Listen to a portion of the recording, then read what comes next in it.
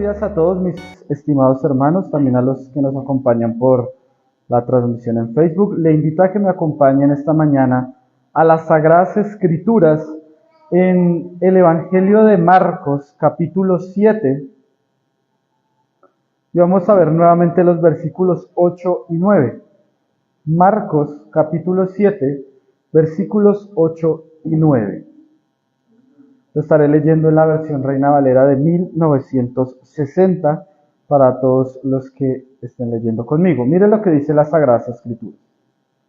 Porque dejando el mandamiento de Dios, os aferráis a la tradición de los hombres, los lavamientos de los jarros y de los vasos de beber, y hacéis otras muchas cosas semejantes. Les decía también, bien invalidáis el mandamiento de Dios para guardar vuestra tradición. Muy bien, hermanos, en esta mañana este sermón tiene por título Los Reformadores. Los Reformadores, como usted puede apreciar en la pantalla que se encuentra aquí a mi mano derecha, y usted puede ver allí tres rostros, que son los tres rostros que nosotros estaremos viendo. Para recapitular, hace 8 días estuvimos viendo los prerreformadores. Creo que usted lo recuerda, estuvimos viendo a 4 prerreformadores. Vimos la vida de Pedro Baldo, vimos la vida de John Wycliffe, vimos la vida de Jan Hus y finalmente vimos la vida de Girolamo Savonarola. Vimos que estas personas fueron quienes prepararon el camino de la reforma, que incluso con sus propias vidas, con sus propios bienes, con su libertad, ellos estuvieron dispuestos a servir al Señor.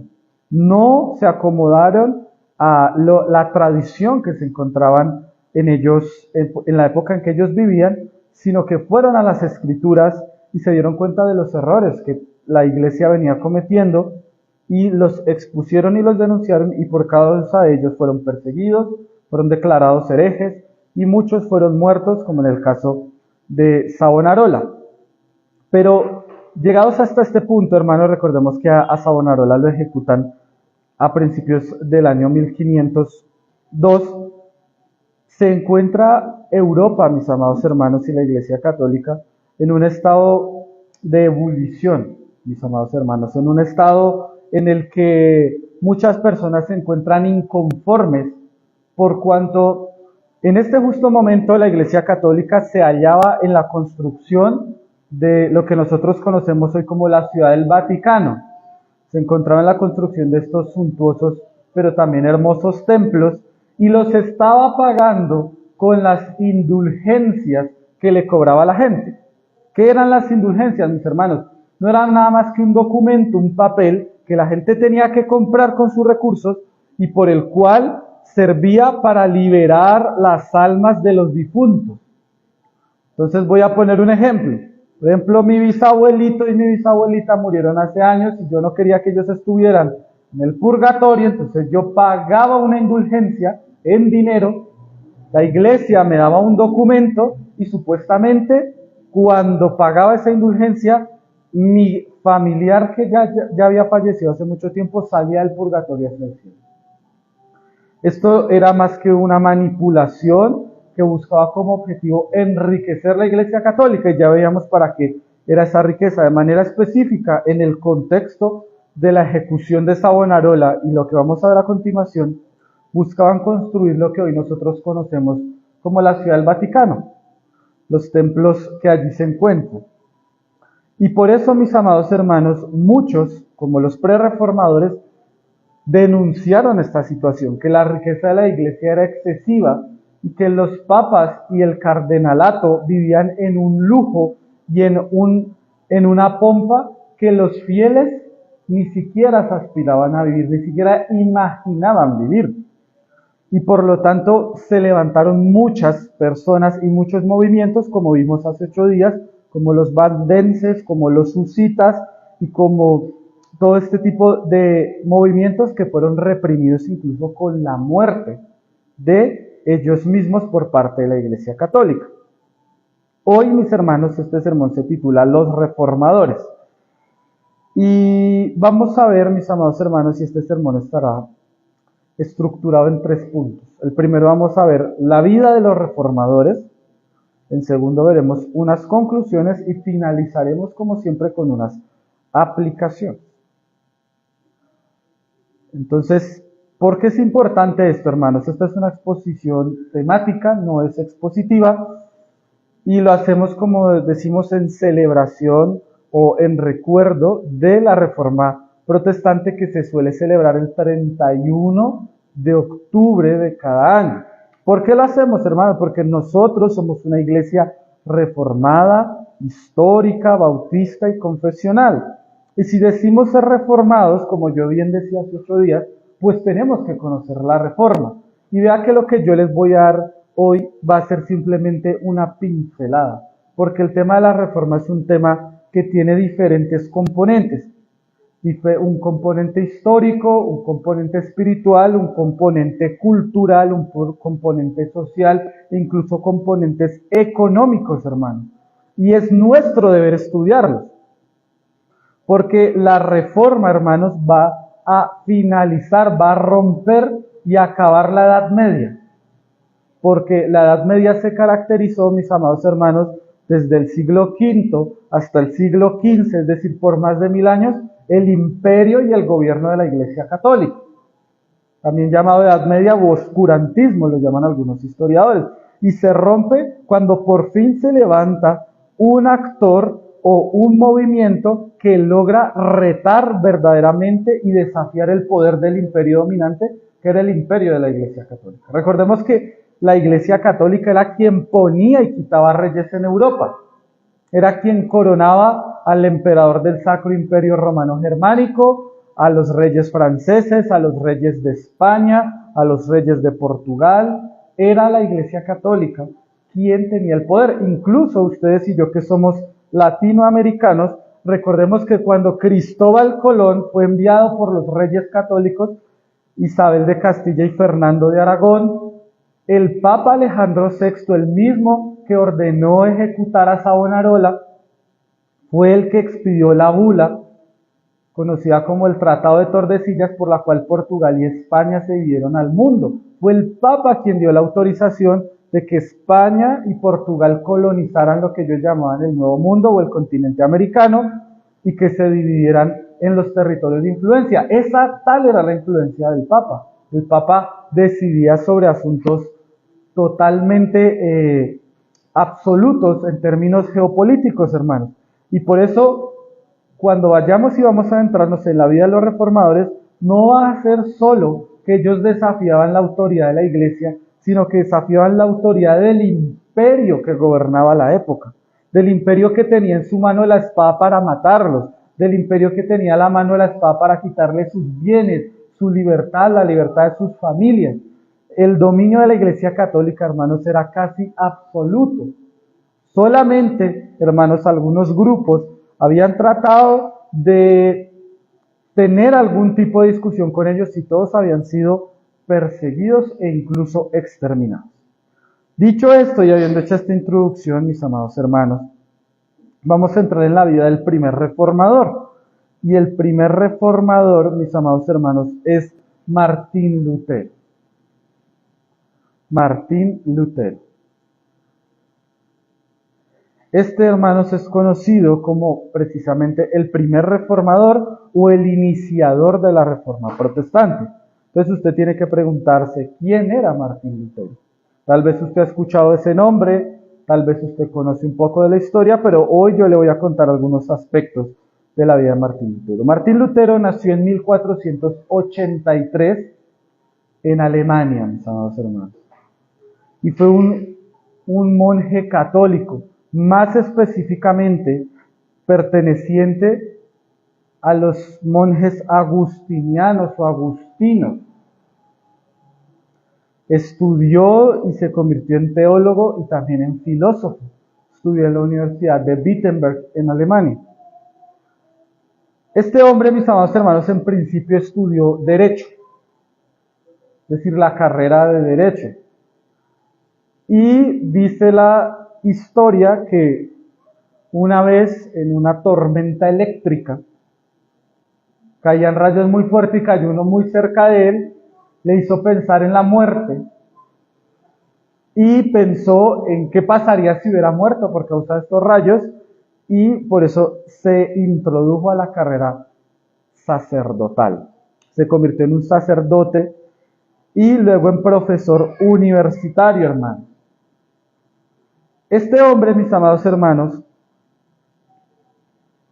viajó a Roma aproximadamente en el año de 1510 para conocer el estado de la iglesia, pero también, hermanos, para pedir por los privilegios de su orden, de la orden de los agustinos, que le iban a ser quitados unos privilegios por parte del Papa. Cuando estuvo en Roma, él quedó muy decepcionado y desencantado precisamente por el tema de las indulgencias. ¿Por qué?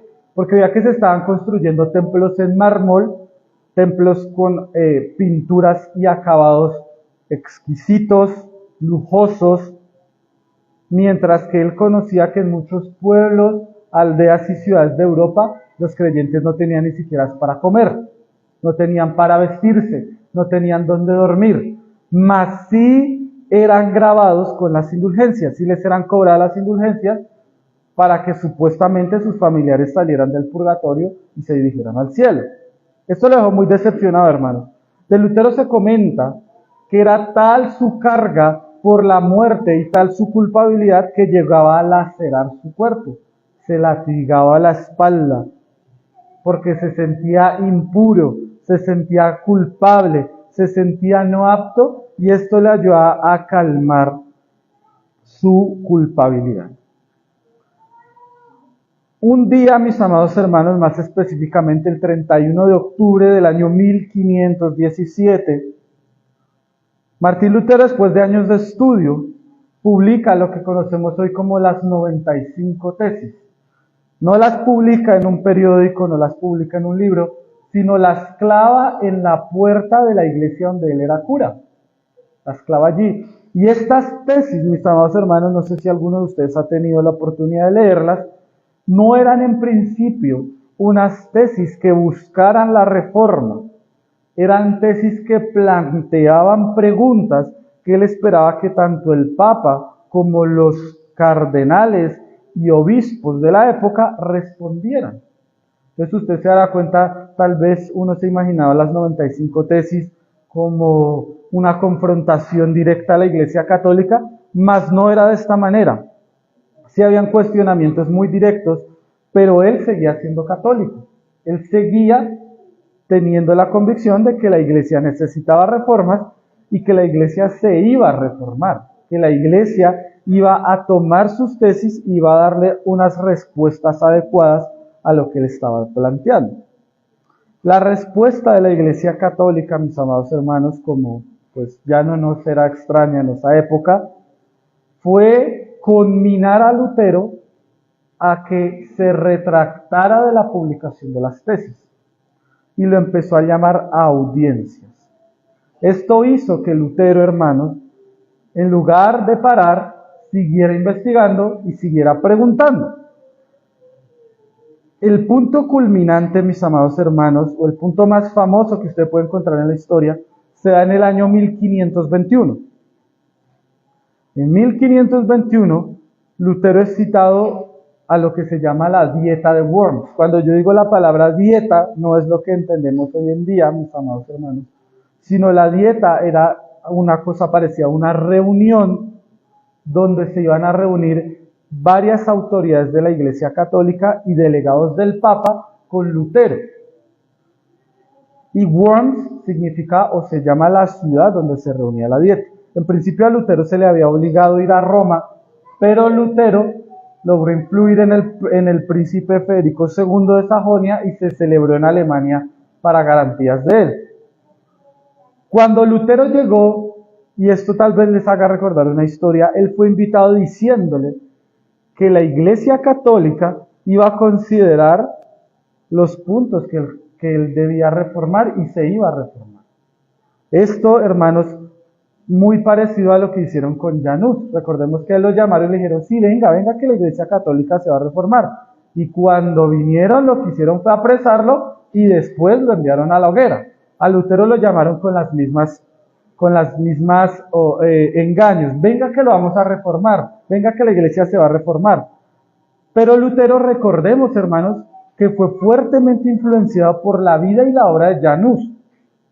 Y él ya sabía que probablemente le iban a hacer lo mismo que le habían hecho a Hus hace 100 años. Y él decidió por eso, en este caso, buscar la protección política del príncipe Federico II de Sajonia. Entonces él sabía que no le iban a ejecutar a las malas porque tenía el respaldo de una autoridad política del lugar. Cuando Lutero llega a la reunión, lo que se busca simplemente es su retractación.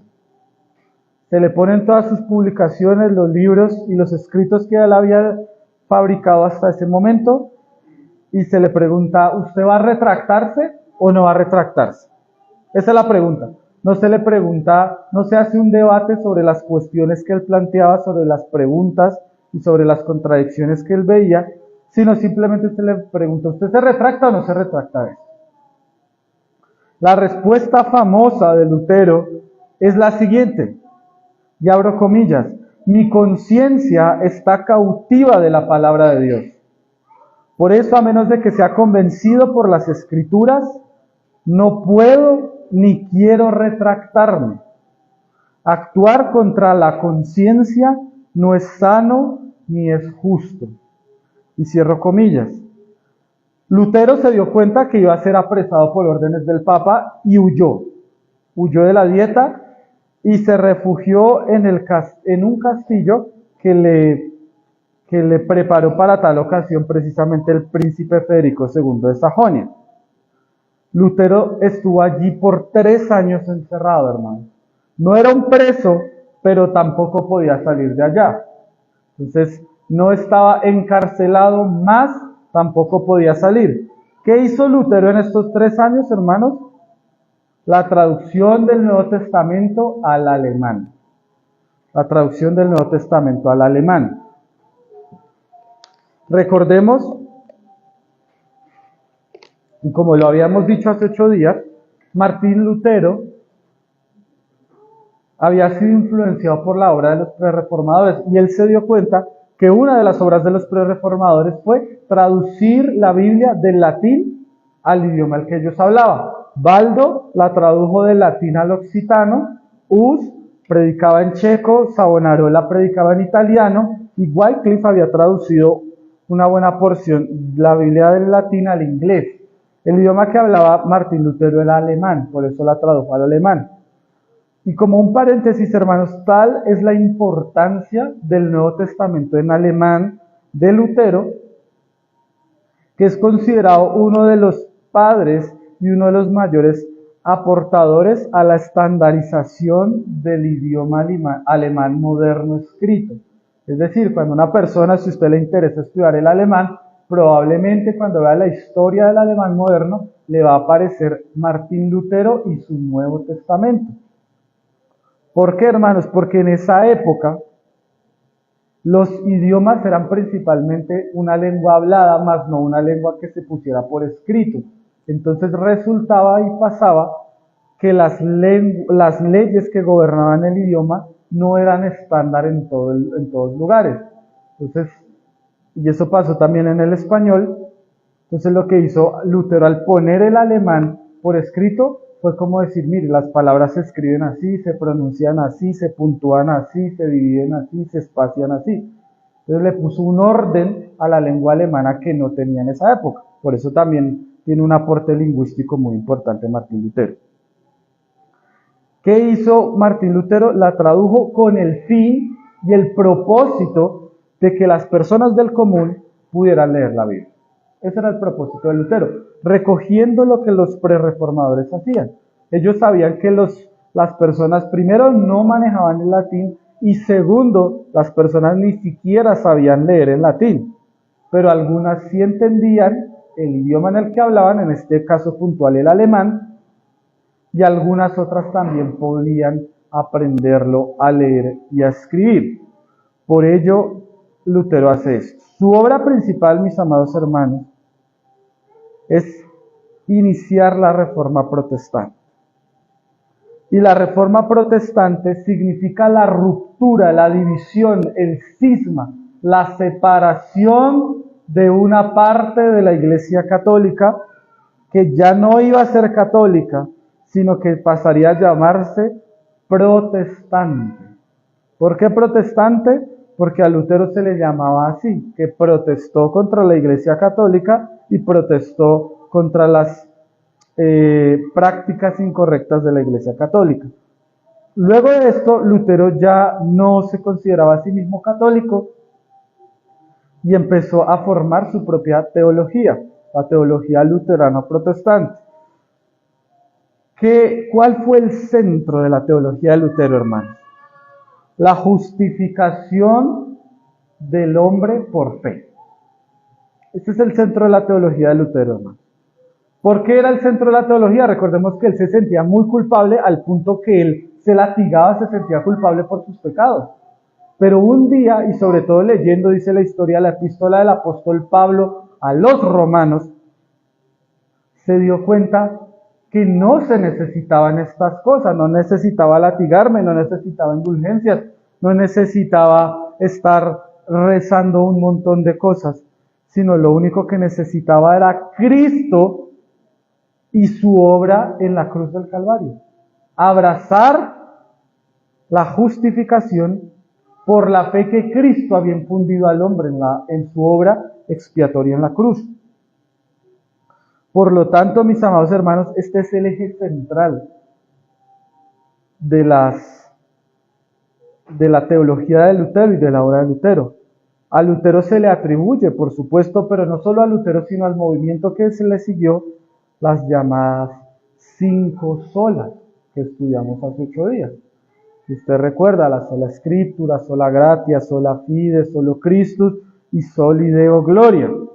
Y precisamente en la sola fide era la justificación del hombre por la fe. No necesitaban las obras, como decía la Iglesia Católica, y como sigue afirmándolo hoy en día. Cuando usted peca y en la Iglesia Católica va a confesarse, le dicen, sí, su pecado es remitido, es perdonado, pero vaya y cumpla ciertas cosas, ¿no? Unos Ave Marías, unos Padres Nuestros, etcétera.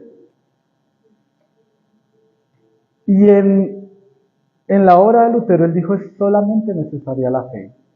Solo con creer el hombre será salvo. Solo con creer el hombre será justificado. Y el hombre cree porque Cristo le da la capacidad de que crea. Y Cristo le dio la capacidad de creer porque murió en la cruz por esa capacidad que el hombre recibe. Entonces Lutero se levanta de manera exitosa contra el gobierno de la Iglesia Católica y a partir de allí ya cuestionó todo. Cuestionó las autoridades de muchos concilios, cuestionó la propia figura del Papa, cuestionó el obispado, cuestionó la riqueza de la Iglesia Católica. Y su obra, mis amados hermanos, empezó a expandirse por las demás regiones de Alemania y también de Europa. Martín Lutero, mis amados hermanos, muere en el año de 1546. 1546. Y es reconocido, hermanos, como una de las personas más importantes en la historia, pero sobre todo por haber sido el iniciador de la Reforma Protestante. Fue el primero que se levantó y el movimiento que él creó sigue hasta nuestros días, al punto que nosotros como Iglesia Reformada reconocemos a Lutero como uno de los creyentes de la antigüedad, que es hermano nuestro, que es parte de la Iglesia y que hizo un aporte invaluable a nuestra historia. El segundo reformador, hermanos, es tal vez el más desconocido para nosotros. Y su nombre es Ulrico Zwinglio. Y el Zwinglio es con Z. Ulrico Zwinglio. Él es tal vez el más desconocido, hermano.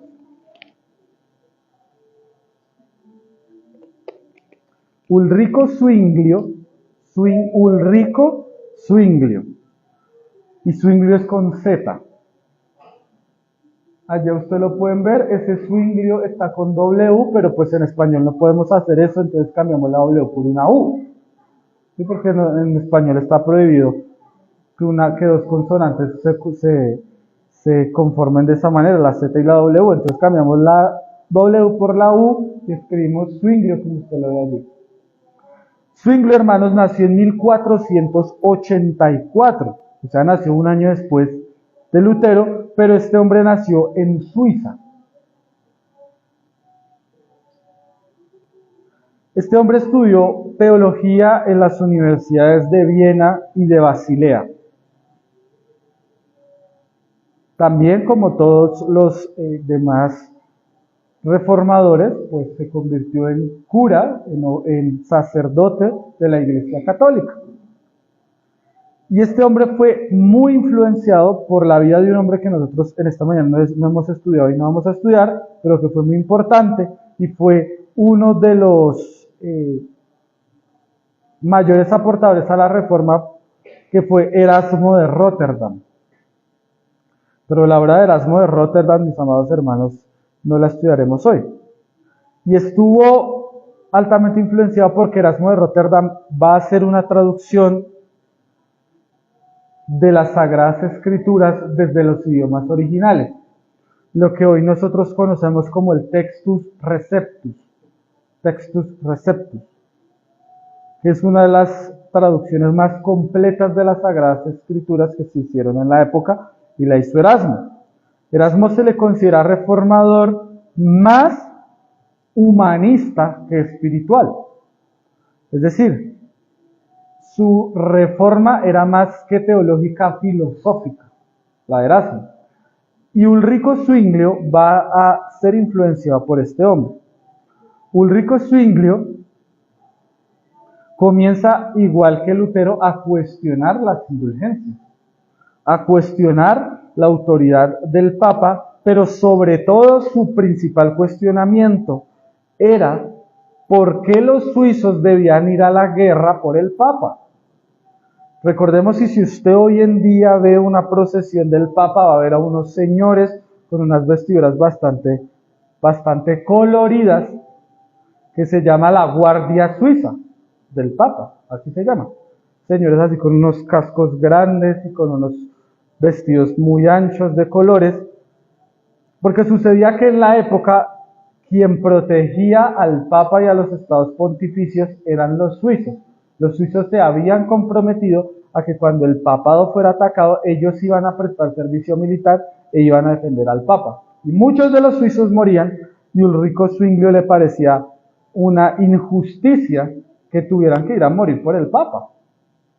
Y no era solamente, hermanos, entienda usted esto, que la iglesia no era solamente la autoridad espiritual, sino la autoridad civil también. Entonces, sí, había una orden de enlistarse para ir a la guerra a defender al Papa, no era una opción, no era un consejo, sino era una obligación ir a hacerlo. Y Zwinglio estaba bastante decepcionado con este asunto, e incluso tuvo que ver un reclutamiento en la primera década de 1500 para ir a defender al Papa. Ulrico Zwinglio publica su primera obra reformadora en el año de 1522 y llega a las mismas conclusiones de Lutero, pero él siempre fue enfático, y la historia así lo reconoce, que no se copió de Lutero, que no fue influenciado por Lutero, sino que él por sus propios estudios llegó también a las conclusiones de que la iglesia estaba equivocada. A Zwinglio se le conoce como el reformador radical, y llevó la gran parte de su ministerio en la ciudad de Zúrich o de Zurich, en Suiza. ¿Y por qué se le llama el reformador radical, hermano?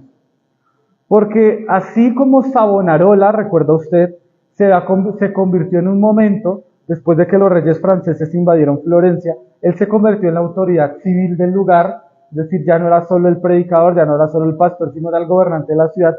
Con Zwinglio pasó algo parecido.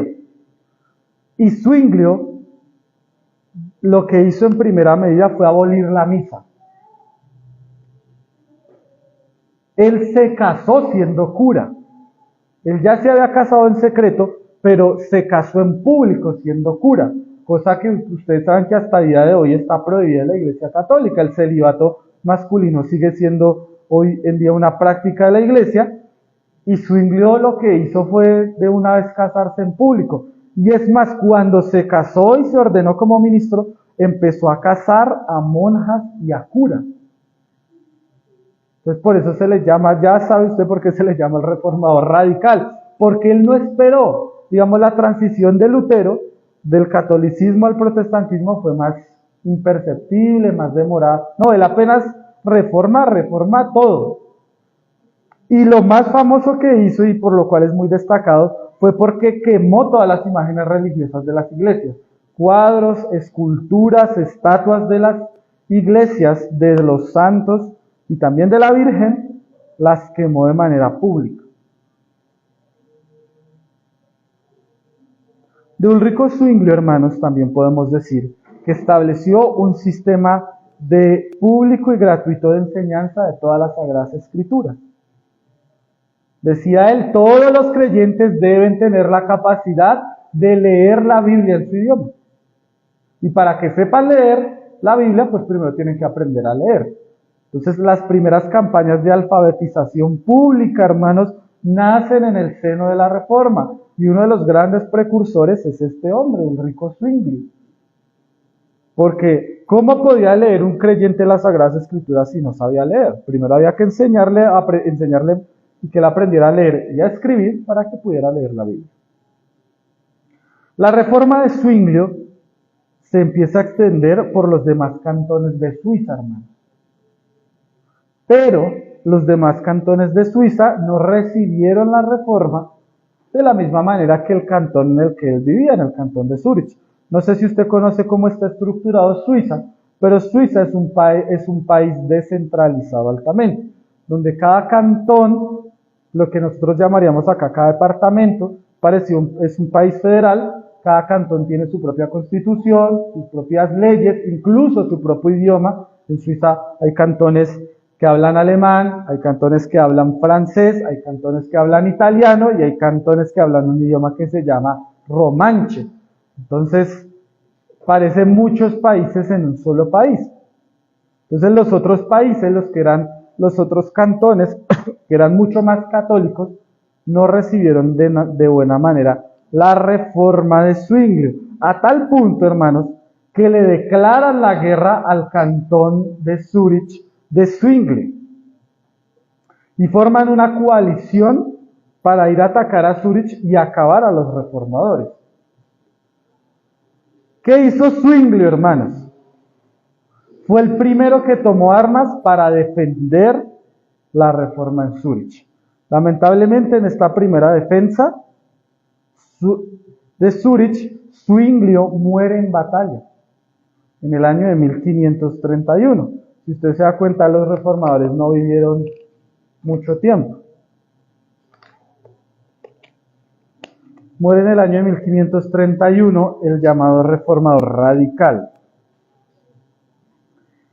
Y dijo que estaba dispuesto a morir por sus ideas, que no iba a permitir que el espíritu de la reforma se apagara, y si él tenía que entregar su vida y su sangre, lo iba a hacer. Y efectivamente, cuando los demás cantones vinieron y presentaron batalla, él fue el primero.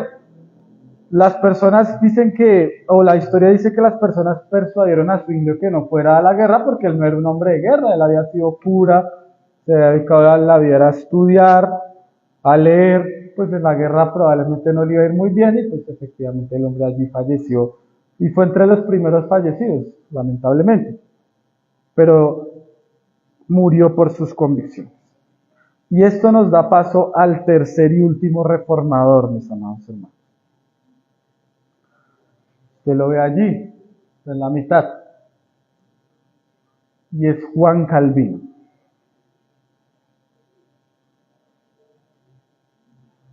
Juan Calvino, mis amados hermanos, nació en el año de 1509. Si se da cuenta, ya es mucho más joven que tanto Lutero y Zwinglio. Y estudió en las universidades de París y de Orleans. Estudió teología, pero también filosofía.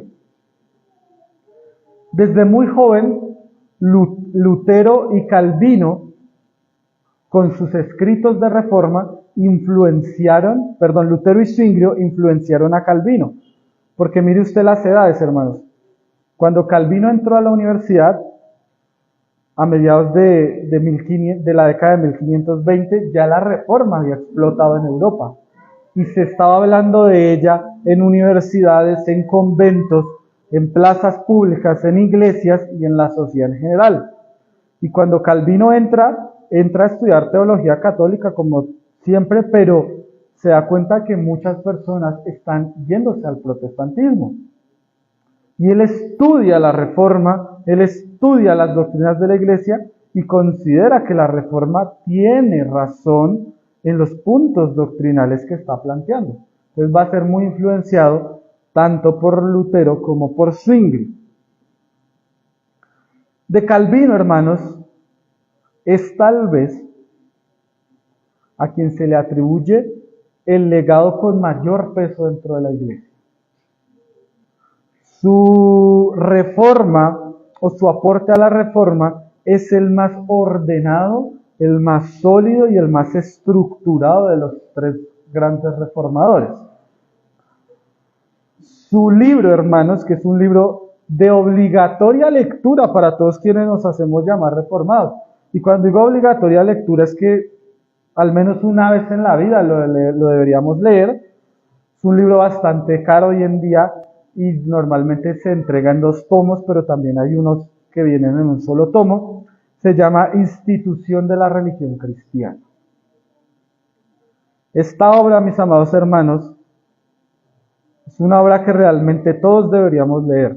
Una obra maravillosa.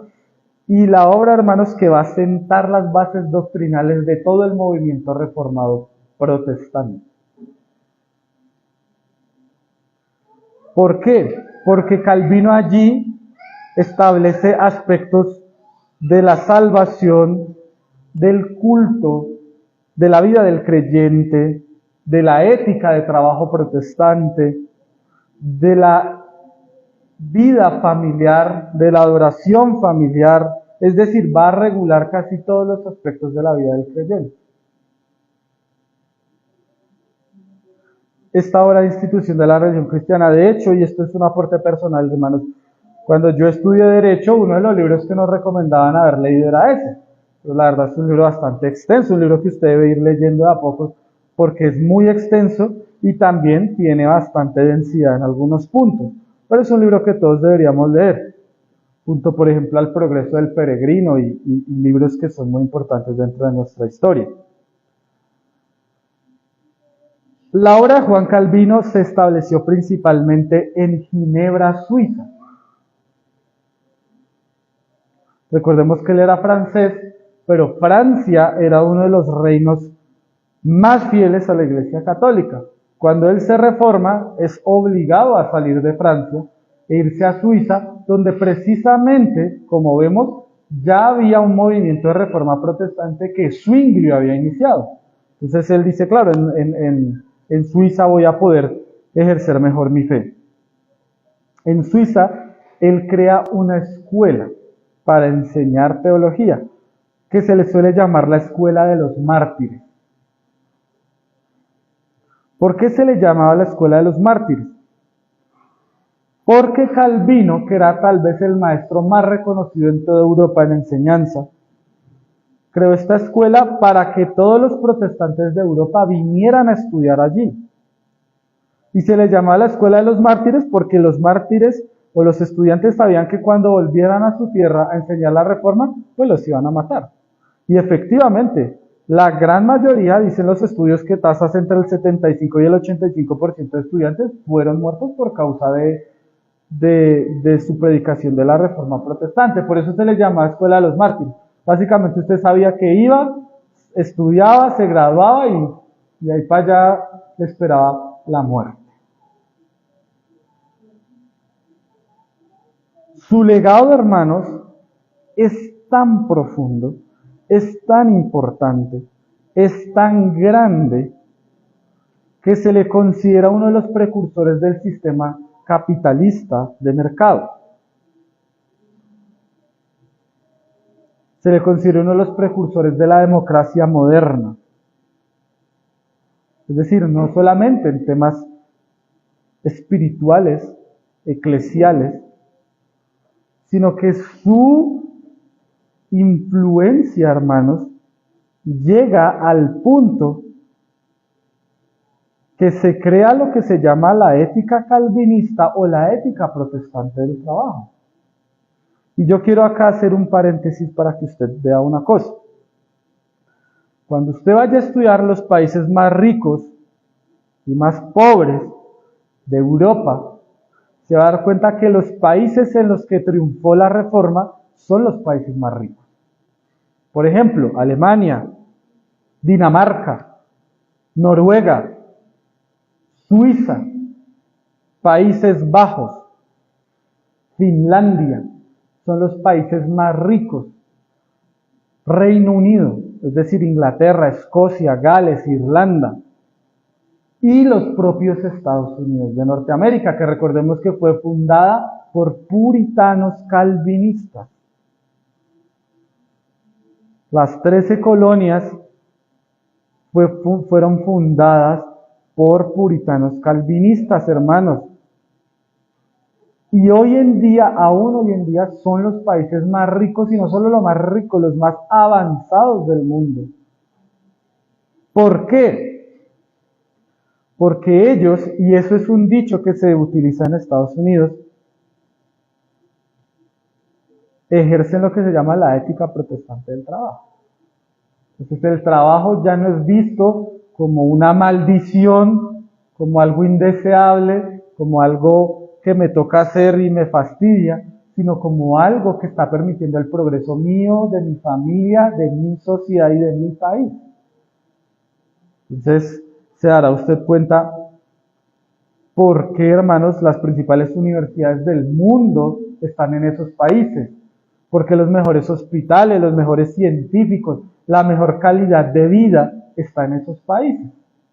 Mientras que en los países en los que triunfó la contrarreforma católica, como lo fue por ejemplo España, Portugal, Francia, Italia, y por consiguiente nosotros que éramos colonias o parte del Imperio Español, pues tenemos una ética protestante, una ética de trabajo completamente diferente, ¿no? Porque la ética inclina o influye ética. Es decir, yo no le puedo quitar el fruto del trabajo a los demás porque es lo que ellos han trabajado. En Colombia acá es la ley del más avispado, ¿no? La malicia indígena, decimos en Colombia. El vivo vive del bobo y cosas de eso. En esos países eso es considerado un atraso, un verdadero quebrantamiento a los principios morales que han edificado el país. De hecho, recuerden ustedes, hermanos, y ya para terminar el paréntesis, que la constitución que sigue vigente de los Estados Unidos, la llamada Constitución de Filadelfia, los padres fundadores todos eran protestantes y en su gran mayoría calvinistas. En su gran mayoría eran calvinistas y reconocían, hermanos, la importancia de las libertades de culto, de expresión, de elección, de libre asociación, de libre iniciativa de empresa y emprendimiento, cosas que hoy en día a nosotros nos parecen básicas, se desprenden de la reforma. Porque en la reforma todos teníamos que trabajar, todos teníamos que hacer algo.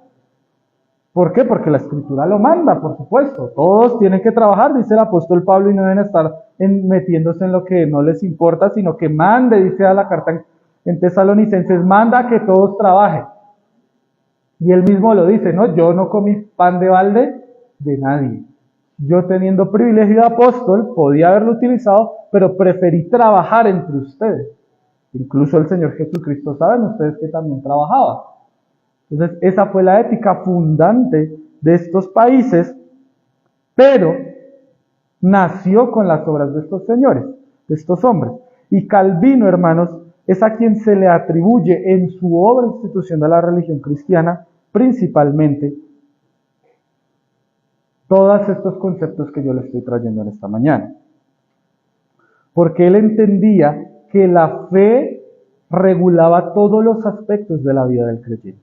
La fe me decía cómo debía ser en el estudio, cómo debía ser en pareja, cómo debía ser en el trabajo, cómo debía ser como ciudadano, cómo debía ser como familiar, cómo debía tratar al incrédulo, cómo debía estudiar las Sagradas Escrituras. Él entendía esto. Entonces, por ello, mis amados hermanos, a Calvino se le considera tanto uno de los principales pensadores de la historia, pero también él es muy altamente considerado por nosotros los bautistas, como también por nuestros hermanos presbiterianos. No por nada recordemos, hermanos, que el anterior presidente de los Estados Unidos, Donald Trump, era presbiteriano, por lo tanto calvinista, y si ustedes saben, es uno de los hombres más ricos de los Estados Unidos y del mundo. No porque sea presbiteriano, pero sí por la ética que él aplica, que ya a ellos les es natural. No les tienen que enseñar a trabajar, no les tienen que enseñar a ahorrar, no les tienen que enseñar a invertir. Ellos ya lo saben, ya fueron criados con eso, ya lo entienden. Acá nosotros luchamos por tener una alcancía de monedas de 500 y no abrirla cuando está así, hermano. Allá no hacen eso, no saben eso. Calvino muere en 1564 y solicita que su tumba sea anónima. Es decir, exactamente no sabemos dónde murió, cuál es su tumba. Porque él no quería ser adorado ni venerado cuando muriera. Y antes de morir, estando en lecho de muerte, dice que se le preguntó: ¿das testimonio de la fe que has enseñado durante toda tu vida? Y él respondió lo siguiente, y abro comillas, hermano. Doy testimonio que vivo y me propongo morir en esta fe que Dios me ha dado por medio de su evangelio. Y que no dependo de nada más para la salvación que la libre elección que Él ha hecho de mí. De todo corazón abrazo su misericordia, por medio de la cual todos mis pecados quedan cubiertos por causa de Cristo y por causa de su muerte y padecimiento. Según la medida de gracia que me ha sido dada, he enseñado esta palabra pura y sencilla, mediante sermones, acciones y exposiciones de esta escritura. En todas mis batallas con los enemigos de la verdad no he empleado sofismas, sino que he luchado la buena batalla de manera frontal y directa. Hoy en día, mis amados hermanos, Juan Calvino tiene incluso calles, plazas y estatuas en muchas ciudades y cantones de Suiza, incluso en los cantones que no eran reformados o no eran protestantes, hoy en día es reconocido, y también en Francia, mis amados hermanos. Voy a pasar a las conclusiones habiendo hecho un resumen bastante general, hermanos. Esta tarde, si Dios lo permite, yo les voy a enviar por el grupo que tenemos en WhatsApp 3 videos que resumen la vida de estos 3 hombres, que van a aportarle de pronto más detalles a ustedes, a los que quieran profundizar en ellos, tanto de Lutero como de Zwinglio como de Calvino, y donde ustedes van a poder apreciar con un poco de mejor detalle la vida y la obra de estas personas. Hoy pues no me he extendido tanto, sino que he tratado, hermanos, de introducir y pintar un panorama para ustedes de la vida de estos hombres. Para terminar la vida de Calvino y pasar a las conclusiones, ya Calvino no muere perseguido, ya Calvino no muere exiliado, ni tampoco muere por causa de su fe. La reforma protestante había sido ya arraigada y cimentada de tal manera que no sufría persecución allí en Suiza. Murió mucho más tranquilo. Y eso nos lleva a nosotros. ¿Por qué nosotros estamos tan tranquilos hoy en día? ¿Por qué estamos tan bien? Porque ya otros padecieron lo que nosotros debíamos haber padecido. Empezando por nuestro Señor Jesucristo, por supuesto. Pero ya otros murieron para que hoy en día nosotros tengamos libertad. Otros entregaron su vida para que nosotros podamos conservar la nuestra. Otros, hermanos, fueron perseguidos y les fueron quitados sus bienes para que nosotros podamos conservar los nuestros. No olviden que hace 100 años, es decir, en 1923, no ser católico aquí en Colombia era penado, incluso con la muerte. No había una norma que lo dijera, pero sus vecinos sí cogían y lo acababan. Si usted pregunta o tiene abuelos que hayan sido no católicos, que hayan sido cristianos, se dará cuenta que la fe en esa época se vivía de manera completamente diferente a como se vive hoy en día. Ser cristiano o evangélico, como solían decir en esa época, era motivo de señalamiento, de persecución y de discriminación, incluso muchas veces de heridas o la muerte, aquí en nuestro país. Y es en la sangre, y es en la obra, y es en el legado de esos hombres que la iglesia se encuentra levantada hoy en día. A Dios le plació fundamentar su iglesia muchas veces con la sangre de sus hijos, de los mártires. Pero recordemos que ellos tienen un privilegio en los cielos, hermanos. Que el que entrega su vida por el Señor tiene un privilegio, un reconocimiento especial. Mientras nosotros que somos pues tan light, tan cómodos, tan tranquilos, tan indiferentes, pues hermanos, debemos conocer la vida de estos hombres para ser removidos de nuestra comodidad. Recordemos, y esto lo vimos hace más o menos unos 6 meses, que Colombia aparece en el puesto número 20 de persecución de cristianos en el mundo. Pero usted dirá, pues, ¿dónde están? O sea, yo acá estamos, público, acá, Suacha. Pero como yo siempre les digo, no es lo mismo ejercer nuestra fe acá, por ejemplo, ejercerla en el Baupés, en Arauca, en Bichada, en Guaviare, en Guainía, en Caquetá, en el Chocó. No es lo mismo, hermano. No es lo mismo en un territorio que está controlado por la guerrilla o por un grupo alzado en armas predicar el evangelio que hacerlo aquí. Aquí, como yo digo, tranquilos, venimos, después nos vamos, nadie nos dice nada. En otros lugares, en otros países, simplemente si usted no se somete a lo que dicen las autoridades de allí, o le dan un día para irse, o le dicen aténgase a las consecuencias. Es así de sencillo. Conclusiones, hermanos. La primera conclusión es que estos hombres no temieron al poder de la iglesia o al poder del gobierno, sino que predicaron las escrituras con tanto poder dado por el Espíritu Santo que llegaron a enfrentarse al imperio dominante de la época y lograron vencerlo con éxito. Pocos pueden decir eso en la historia de la humanidad, enfrentarse al imperio dominante y vencerlo. Pero hermanos, no lo hicieron por sus propias fuerzas, sino porque Dios se las dio y le plació que así sucediera. Segundo, estos hombres no temieron la persecución, la muerte, el exilio, sino que todo lo padecieron por causa de Cristo. Todo. Lo tercero, hermanos, sobre su legado que permanece hasta nuestros días, nos encontramos edificados como iglesia. Y vemos cómo Dios levanta siervos que en todas las épocas de la historia reforman la iglesia y buscan que la iglesia vuelva a someterse a las sagradas escrituras. Mis amados hermanos, y esta es la conclusión general, tanto del sermón de hace 8 días como el de hoy, la iglesia debe volver a la palabra de Dios. Cuando la iglesia se aleja de la palabra de Dios, y como vimos en el texto de Marcos, se adentra en los mandamientos de hombres, se pierde.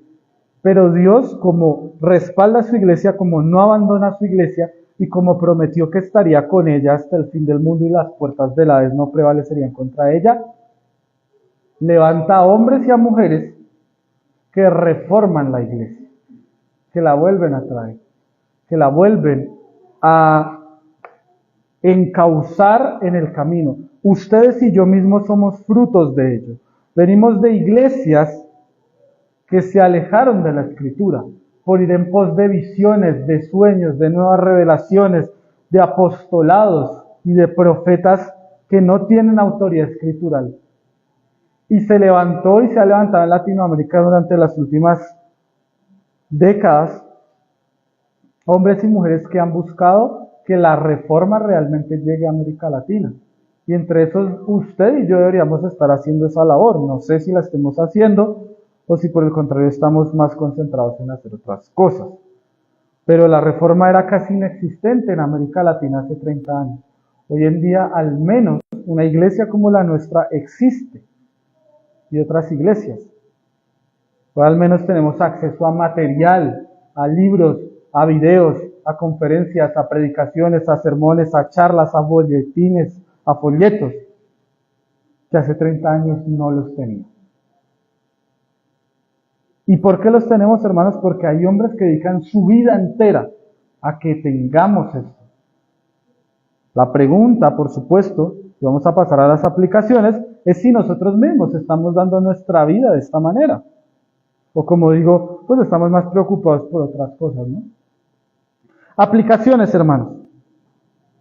En primera medida, glorifiquemos a Dios porque a lo largo de la historia ha levantado hombres y mujeres que han puesto como misión de su vida volver a las Sagradas Escrituras. Esta, hermanos, es la enseñanza principal. Someternos a la palabra de Dios. Cuando no lo hacemos, cuando pensamos que hay otras cosas mejores, más nuevas, más modernas, nos perdemos. No sé si usted recuerda el progreso del peregrino, que le fue entregado un pergamino, un rollo. Y recuerda usted que él iba marcado en una senda y en algunas veces de su camino él se desviaba y se caía y tenían que irlo a buscar y tenían que irlo a levantar y se metía por donde no le tocaba y después le tocaba volver al camino. Eso somos nosotros y esa es la iglesia, hermano. No, pero es que, no, sí, pues la Biblia dice eso, pero a mí me parece que sería mejor de esta manera. Yo escuché que es mejor así, yo prefiero hacer esto. A mí me gusta más hacer esto. Y es allí cuando la iglesia se pierde, hermanos, cuando los creyentes se extravían del camino. Segundo, hermanos, imitemos a estos hombres que dieron hasta su vida por la sumisión de la iglesia a las Escrituras y nunca temieron ofrendar su vida al Señor. Yo les pregunto en esta mañana antes de concluir, hermano, ¿usted está dispuesto a dar su vida? Yo sé que estas preguntas tal vez usted ya las ha escuchado, pero ahora viendo con ejemplos prácticos y reales de hermanos que lo han hecho, ¿usted está dispuesto a entregar su vida como lo hicieron estos hombres para el Señor? Yo siempre recomiendo un libro, hermanos. Hace muchos años lo leí y lo he leído varias veces después de eso. Y se lo recomiendo para una lectura privada suya, hermanos, que es el libro de Radical de David Platt. Un libro que no creo que valga más de 50,000 pesos. Y le muestra cómo hoy en día hay hombres, hay mujeres, hay jóvenes, muchas veces que usted y yo nunca hemos oído hablar, que han ofrendado su vida por el Evangelio, que dejan de estudiar una carrera por el Evangelio, que dejan de vivir su vida por el Evangelio. Eso a usted y yo sé que nos parece una locura completa, pero hay personas que sí buscan vivir su vida de la manera como la Escritura la enseña. Y que usted y yo vemos como, no sé, como unos radicales, de verdad, como, uy, no, eso ya es para gente de otro nivel espiritual. Pero cuando usted ve ese libro, ese llamado se hace a todos los creyentes. Póngase en pie en esta mañana, mis amados hermanos. Vamos a orar. Y habiendo hecho esta celebración, hermanos, quiero concluir antes de la oración. Nosotros no reconocemos ninguna santidad o infalibilidad, ni en Lutero, ni en Zwinglio, ni en Calvino. Ellos tuvieron errores y cuando usted estudia la Biblia de ellos, va a encontrar muchos errores. Va a encontrar muchas equivocaciones y muchas falencias que tuvieron estos hombres. No son santos, hermanos, no vamos a pegar una imagen de ellos aquí.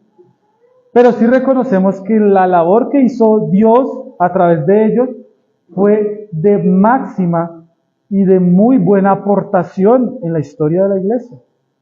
Y que nosotros hemos tomado y hemos bebido y hemos edificado sobre lo que ellos aportaron a nuestra historia. No los idolatramos, hermanos, no los veneramos, no los adoramos, pero sí reconocemos el trabajo que ellos hicieron en su momento. Oremos en esta mañana, mis amados hermanos.